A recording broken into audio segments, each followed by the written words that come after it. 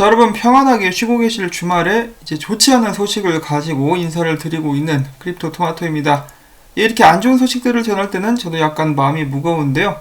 이 소식이 안 좋은 것도 있긴 하겠지만은 언제나 그렇듯이 이때다 하고 막 달려드는 악플러들이나 공격자들 때문에 은근히 눈치 보여가지고 무슨 정보를 전하기가 힘들단 말이죠.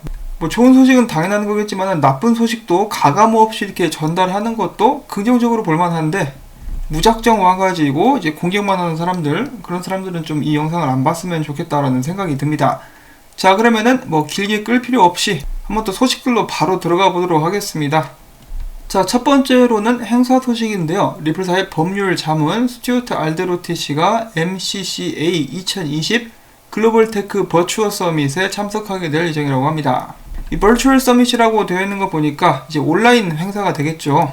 지금 전염병 사태 때문에 오프라인 행사들은 줄줄이 다 취소가 되고 있는 마당이기 때문에 이 온라인을 통해서라도 이제 좋은 소식들, 좋은 정보들 이제 전해줄 수 있기를 바라보면서 그 다음 소식을 또 보도록 하겠는데요. 이 마찬가지로 전염병에 관련된 것입니다. 세계은행 월드뱅크죠. 월드뱅크가 최근에 이렇게 밝혔습니다. 이 전염병이 글로벌 경기를 둔화시키게 되면서 전 세계 송금 산업이 20%가량 축소될 것. 그러면 당연히 글로벌 결제 산업에 종사하는 블록체인 기업들에게 또한 악영향을 끼칠 수 있다는 설명이다 라고 이야기를 한 것입니다. 글로벌 결제 산업에 치중하고 있는 이 리플사 같은 경우도 타격을 받을 수밖에 없다라고 이야기를 하는 듯한데요. 그래서 잠깐 또 이 ODL 활용량이 어느 정도 되는지 체크를 해봤습니다. 얼마 전까지만 해도 가파르게 상승했었던 ODL 활용도 같은 경우는 최근에 들어서는 약간 주춤한 그런 모습을 보여주고 있습니다. 자, 만약에 세계은행이 이야기한 것이 맞다라면은 시간이 가면 갈수록 이런 ODL 활용량 역시 떨어지게 되지 않을까라는 우려를 해볼 수가 있겠는데요. 이 전염병 때문에 개발도상국 같은 경우는 더욱더 고통을 심하게 겪고 있다고 합니다. 이 고난의 시간, 그냥 무작정 빨리 지나갔으면 좋겠다라기보다는 현실적인 해결 방안이 빨리 나올 수 있기를 또 바라보면서 이 다음 소식 보도록 하겠는데요. 얼마 전에 리플사가 유튜브에게 소송을 걸었죠. 니들은 스캠 관리를 제대로 안 해가지고 피해자들을 양산했으니까 이제 피해 보상을 하라 이런 식으로 소송을 걸었는데 사실 리플사 같은 경우는 이번에 그냥 바로 무작정 유튜브를 물고 늘어지는 것이 아니라 작년 가을부터 계속해서 유튜브에게 요청을 했었다라고 합니다. 유튜브 지금 좀 사기꾼들이 많으니까 관리 좀 해주세요 라고 계속해서 요청을 했는데 이제 무시를 당했기 때문에 이번에 소송으로 가게 된 것이다 라고 생각을 해볼 수가 있게 된 것이죠. 이 한국 같은 경우도 보이스피싱 때문에 계속해서 큰 피해들이 일어나고 있는데요. 그 뒤에는 이를 안일하게 관리를 했었던 통신사가 있었다라는 기사를 저도 오늘 보게 됐는데 마찬가지로 유튜브에게 책임을 묻고 있는 리플사가 이를 통해 가지고 이런 사기꾼 근절에 앞장설 수 있기를 바라봅니다. 자, 여기서부터는 그닥 좋지 않은 소식들, 이 반갑지 않은 소식들 몇 가지를 한번 또 보도록 하겠습니다.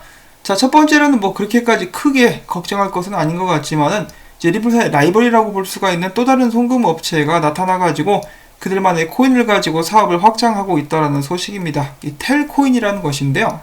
지금 전 세계 여러 나라에서 이제 사업을 확장해 나가고 있는데 예를 들어서 서브사하란 아프리카 쪽이라든지 최근에는 캐나다나 필리핀 쪽에 송금로를 뚫어가지고 계속해서 국제 송금에 참여하고 있는 모습을 보여주고 있습니다.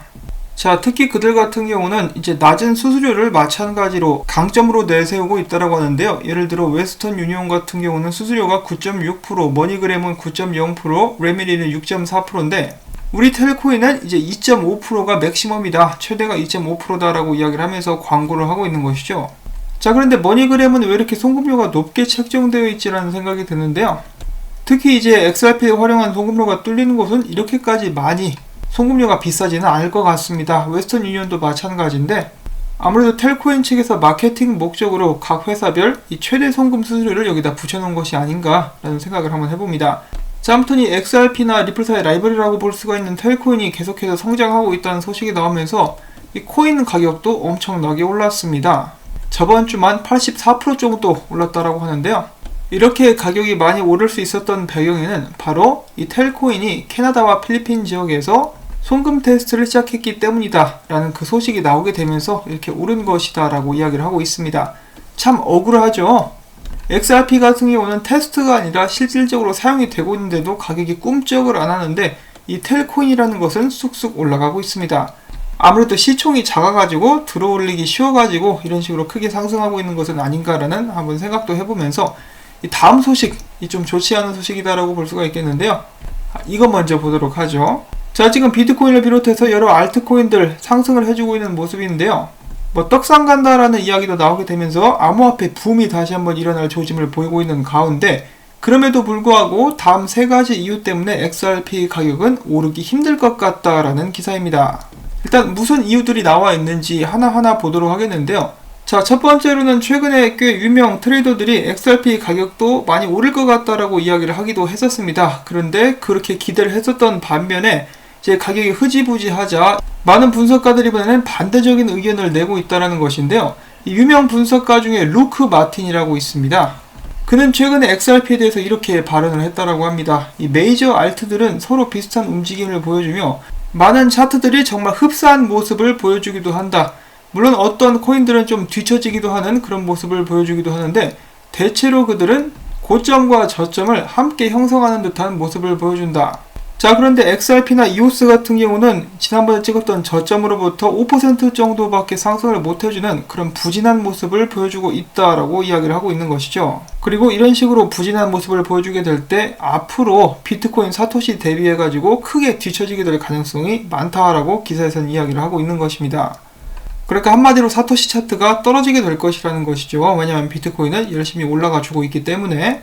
자, 이것이 첫 번째 이유였고요. 두 번째 같은 경우는 마찬가지로 기술적인 관점에서 본 것인데, XRP 차트가 굉장히 좋지 않다라는 것입니다. 지금 딱 보시면 아시겠지만은 디센딩 트라이앵글을 형성하고 있다라는 것이죠. 디센딩 트라이앵글 같은 경우는 어떻죠? 결국은 하락하게 되는 그런 패턴을 보여주는 그런 경향이 많기 때문에, 이것이 만약에 밑으로 빠지게 된다 그러면 XRP는 더욱더 큰 하락을 경험하게 될 수 있다라는 것이죠. 좋지 않은 상황이다라고 하면서, 이 트레이더 중에 비잔틴 제너럴이라는 사람은 정말 공포스러운 무시무시한 차트다라고 이야기를 하기도 했었습니다.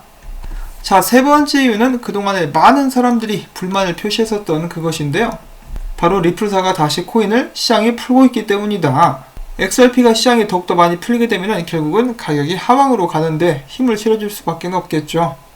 그러면서 최근에 5,500만 개 XRP가 이 장외 거래소로 이동한 것을 예로 들고 있습니다. 자, 일단 이 장외 거래 같은 경우는 리플사가 그들의 파트너들에게만 사업을 하는데 필요하기 때문에 팔겠다라고 이야기를 한 적이 있었는데요.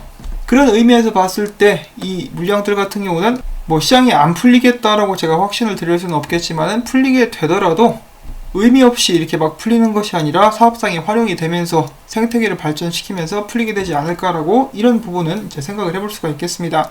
자, 아무튼 이 좋지 않은 징조들이 많은 XRP, 비트코인이 뭐 전고점 깨로 간다, 2017년 불장을 재현한다, 이더리움 역시 그 정도로 많이 기대를 받고 있는 가운데 다들 모여서 파티를 벌이고 있는 알트코인들과는 달리 화장실에 혼자 쪼그리고 앉아있는 그런 모습을 보여주고 있습니다.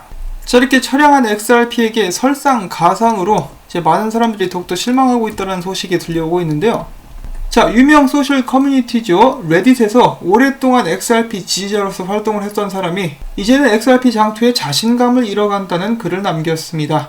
그는 이 글에서 도대체 어느 정도 수준까지 금융기관들이 XRP를 활용한 ODL을 사용하게 될 것인지에 대한 의문을 가졌었고, 또한 몇 년 전에 빵형과 데이비 슈월츠가 12개 이상의 은행들이 XRP를 사용하게 될 것이며 마찬가지로 여러 큰 금융기관에서도 활용되게 될 것이다 라고 이야기를 했었으나 2년이 지난 지금 겨우 조금의 발전만 공개되었을 뿐이다.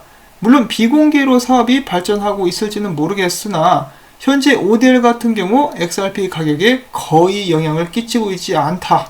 이런 식으로 이제 자신의 심경을 토로를 한 것이죠. 지쳐간다라는 것입니다. 다른 알트코인들 앞에서 언급해드린 대로 난리 났죠. 막 춤추고 막 난리가 났는데 XRP 여전히 화장실 청소하고 있어요. 그러니까 지지자들이 힘이 쭉쭉 빠지게 되는 것이죠. 자, 그럼에도 불구하고 그는 2017년부터 사서 모은 XRP를 팔지는 않을 것이다 라고 이야기를 했다라고 하는데요. 여기에 달린 베스트 댓글이랄지 이제 답글 중에 하나 같은 경우는 이런 식으로 답을 했다라고 합니다. 최근에 리플사가 다른 지역들로 열심히 발전 및 진출을 하고 있으며 가장 중요한 것은 우리가 이 시장에 너무너무 일찍 들어온 것 같다. 그렇지만은 인내를 가지고 기다려야 된다. 뭐 이런 식으로 이야기를 한 것이죠. 뭐 여기에 동의를 하실 분들, 동의를 하지 않으실 분들도 많이 계실 텐데요. 뭐 언제나 그렇다시피 선택은 여러분들의 몫이라고 볼 수가 있겠습니다.